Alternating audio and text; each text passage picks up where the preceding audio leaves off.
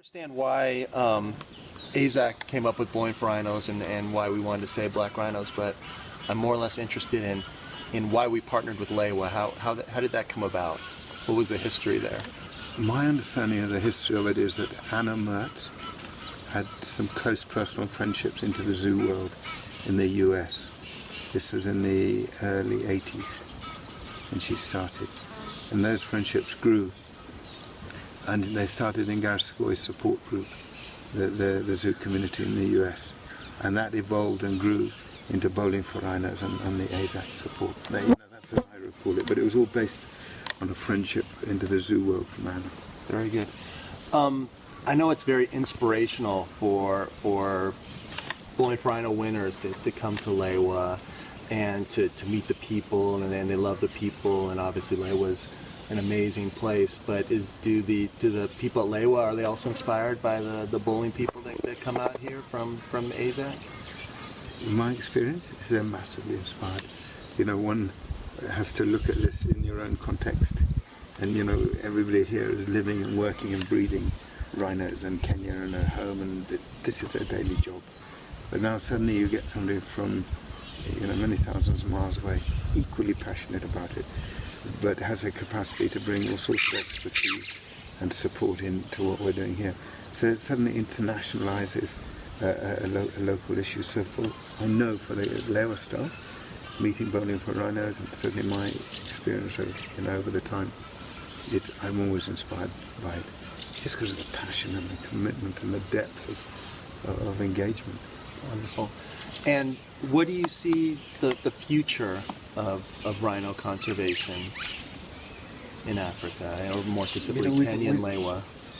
We've got a massive challenge in rhino conservation, especially in Kenya, in that thanks to our government's encouragement of the private sector and places like Lewa, support from Bowling for Rhinos and other private sanctuaries and now communities, we've successfully bred rhino, protected rhino, but their value continue. The black market values of rhino horn continue to rise. The demand for rhino horn continues to rise. The capacity to raise the money to continue to look after these rhino that we're breeding is a real challenge. Kenya needs new homes for about 30 black rhino every year. We're simply not planning for it. And we've suddenly reached a point where the existing sanctuaries are starting to fill up.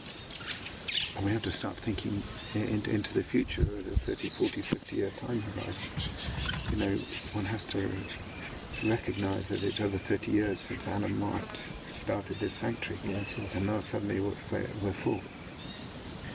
Where will this go? There are three sectors. The private sector is full. There's no more private sector sanctuaries to come online. No, not obviously so at this time. National parks, they're fine within the fenced areas within national parks, but you can't start fencing off little pockets in every national park. It's just not ecologically wise. As soon as we release free-ranging rhino into our national parks, it's too big, it's too extensive, and we can't protect them. They're poached. And so the next step is into the community areas. But communities don't have money to protect rhino. It's an expensive business. But rhino can provide employment, they can provide tourism revenues. So I see that the big new window of opportunity in Kenya is moving rhino back into communal areas, and then partnerships with government, with Bowling for Rhino and similar organizations to enable communities to benefit from rhino conservation. I can see another 20, 30, 40-year time horizon of successful rhino conservation.